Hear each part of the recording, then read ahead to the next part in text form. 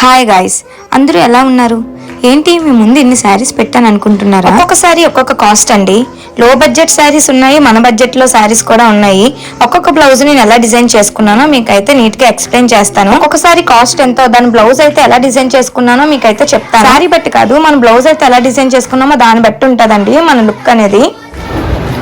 ఒక్కొక్క శారీకి బ్లౌజెస్ అనేది ఎలా కుట్టుకున్నాను అన్నది మీకు నీట్గా ఎక్స్ప్లెయిన్ చేస్తాను.